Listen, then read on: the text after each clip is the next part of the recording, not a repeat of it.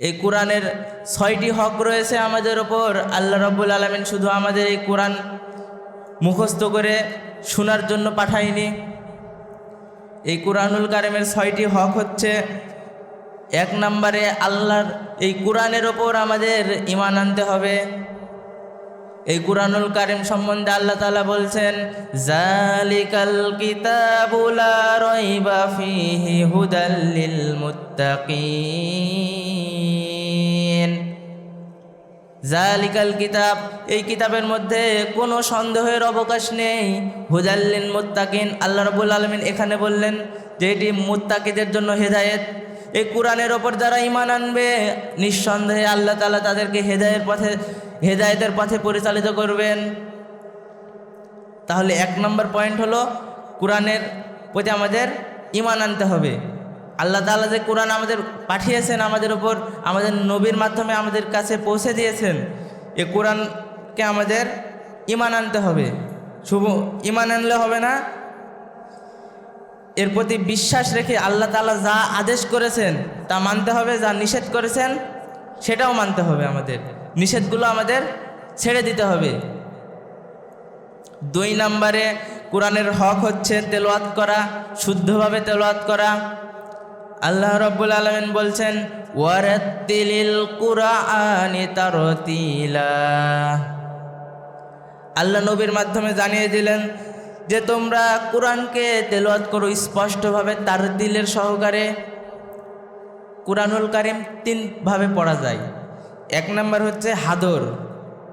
হাদর হচ্ছে যারা মাদ্রাসার ছাত্র আছে, হাফেজি পড়ে, মুখস্থ করার জন্য খুব জোরে জোরে পড়ে, এটা হচ্ছে হাদর।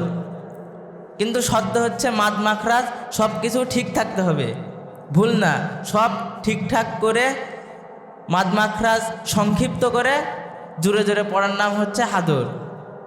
2 নম্বর হচ্ছে তারতিল, যেটার কথা আল্লাহ বলেছেন, ওয়ারাত্তিলিল কুরআনি তারতিলা, যে তারতিল সহকারে মাদ মাখরাজ সব কিছু ঠিক রেখে কণ্ঠে যত সুর রয়েছে সব সুর ছেড়ে দিয়ে এই কোরআন পাঠ করার কথা আল্লাহ তাআলা আমাদের নির্দেশ দিয়েছেন।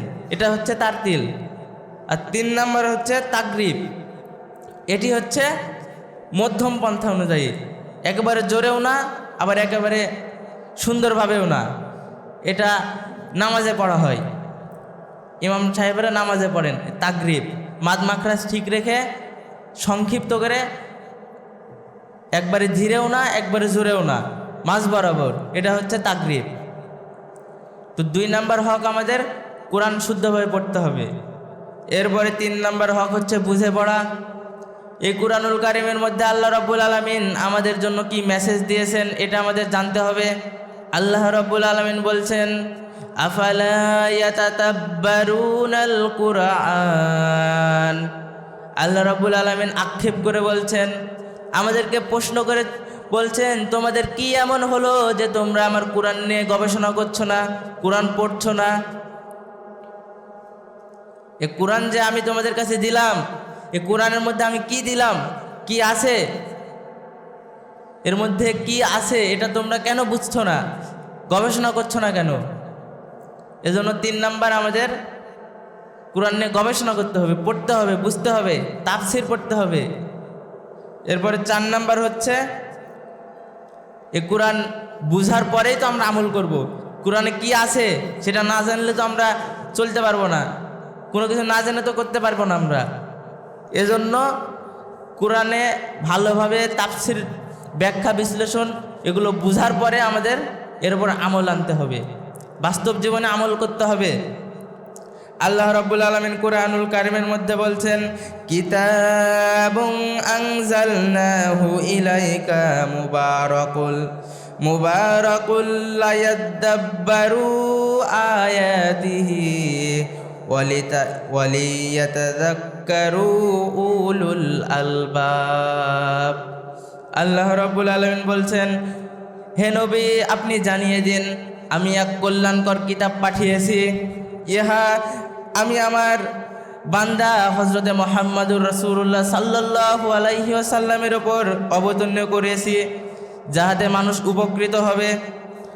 আর এই কোরআন থেকে জ্ঞান নেবে সেই সকল ব্যক্তি যারা জ্ঞানী মানুষ, আল্লাহর ভাষায় কোরআন থেকে জ্ঞান নেবে, কোরআনে যা আছে এর মধ্যে থেকে নিজের জীবনে নিবে ওই সকল ব্যক্তি যাদের জ্ঞান রয়েছে। কোনো মূর্খ এই কোরআন থেকে জ্ঞানী হতে পারবে না, এটা আল্লাহর কথা। কোনো মূর্খ ব্যক্তি আল্লাহর কোরআন থেকে জ্ঞান নিতে পারবে না।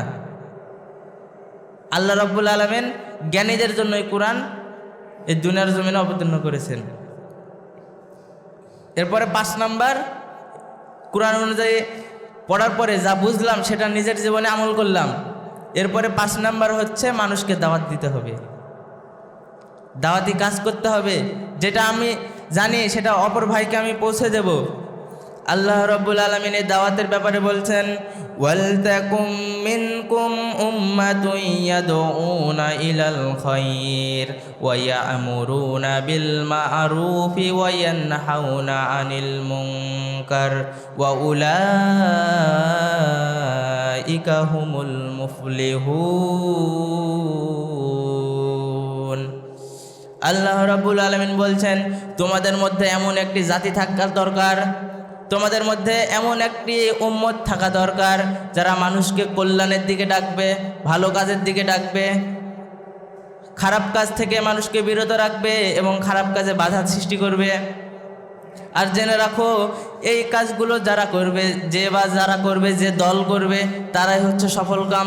উলাইকা হুমুল মুফলিহুন।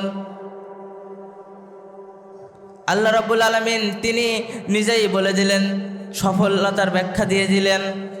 যদি আমরা সফলতা পেতে চাই দুনিয়ার জমিনে এবং আখিরাতে কবরের মধ্যে, যদি আমরা সফল হতে চাই, তাহলে আল্লাহর ভাষায় মানুষকে সত্যের দাওয়াত দিতে হবে, হক পথের দাওয়াত দিতে হবে, আর বাতিল থেকে মানুষকে ফিরিয়ে আনতে হবে, অসৎ পথে যারা আছে তাদেরকে ফিরিয়ে নিয়ে আসতে হবে। তাহলে আল্লাহর ভাষায় আমরা সফলকাম। আর আল্লাহর নবী সাল্লাল্লাহু আলাইহি সাল্লাম দাওয়াতের ব্যাপারে বলেছেন, বাল্লিগু আন্নি ওয়ালাউ আয়া। আমার কোনো উম্মত যদি আমার পক্ষ থেকে একটি আয়াতও জানা থাকে, সে যেন তার অপর ভাইকে পৌঁছে দেয়। আপনি যদি কুরআনুল কারীমের একটি আয়াতের অর্থ জানেন কিংবা আয়াত জানেন, সেটা আপনার অন্য মুসলমান ভাইকে শেয়ার করেন, তাকে বুঝান।